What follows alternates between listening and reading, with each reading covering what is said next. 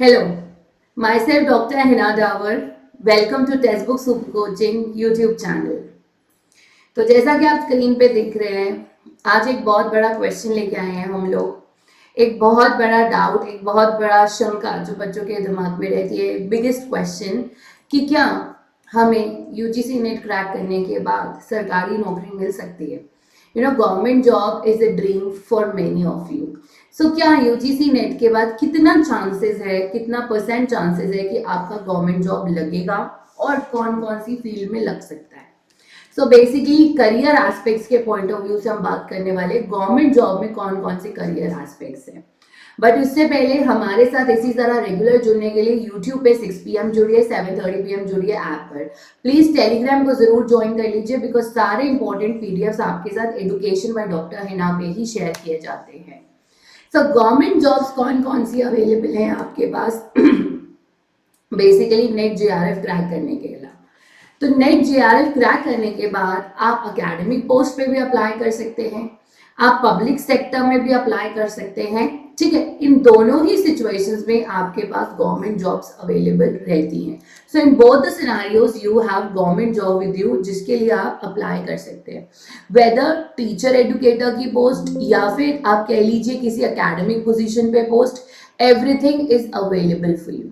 Clear. चलिए तो इसके एग्जाम्पल्स कुछ देखते हैं। जैसे अगर मैं एकेडमिक पोस्ट की बात करूं तो program executive, author, transmission executive, guest faculty जो कि परमानेंट नहीं होता, guest means it's not a permanent post, consultant, coaching tutor, lab trainer. Coaching tutor again आपका गवर्नमेंट जॉब नहीं।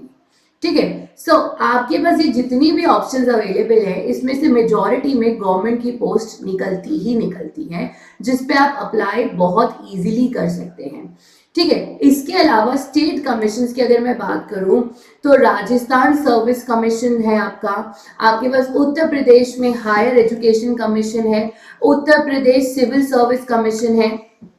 आप इन सब में भी अपनी जॉब के लिए अप्लाई कर सकते हैं। तो RPSC, UPPSC, then you have UPHESC, इन सब के अंदर आपकी गवर्नमेंट जॉब्स निकलती हैं specially for the assistant professor के लिए।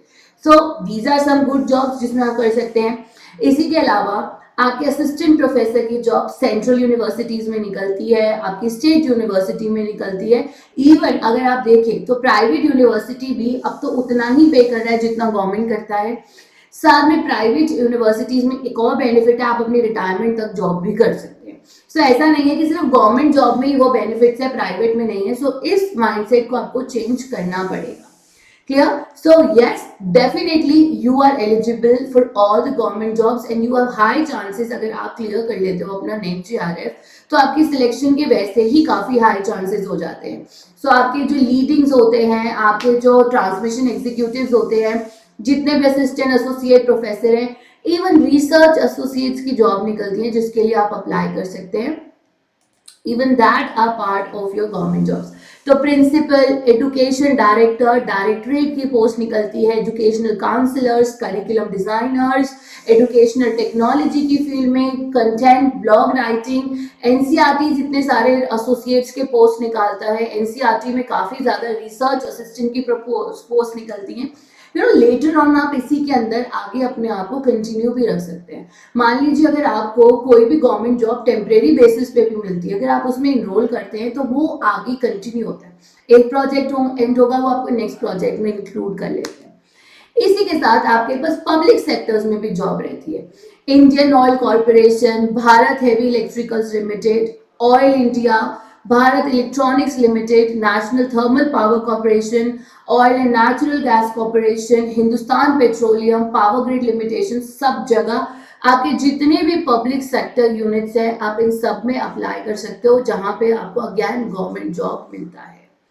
So yes, Indeed you can get jobs even nowadays. आप एनजीओ की बात कीजिए, एनजीओ आपको बिल्कुल it will match your government salary.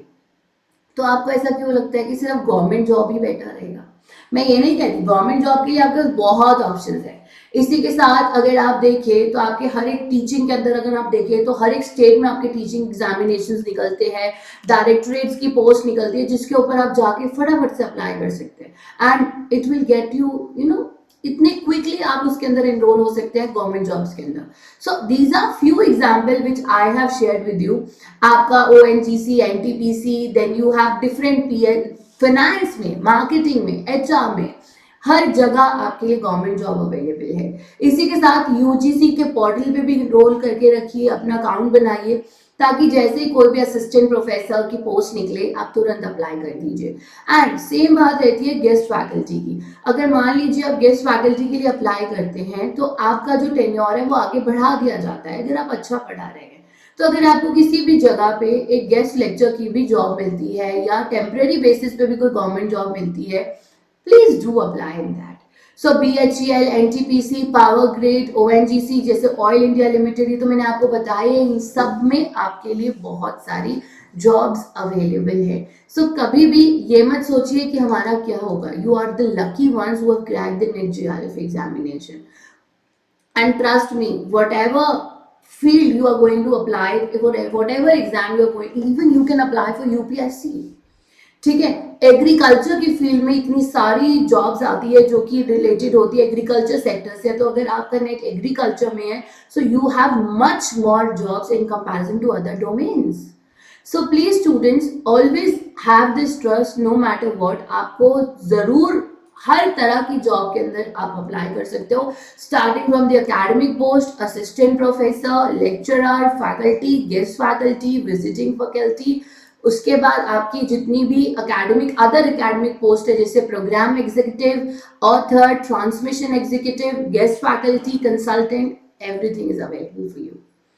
Principal की पोस्ट आती है, educational counsellor, designer, subject matter expert, blog writing, content writing, and then you have jobs in different public sector units also.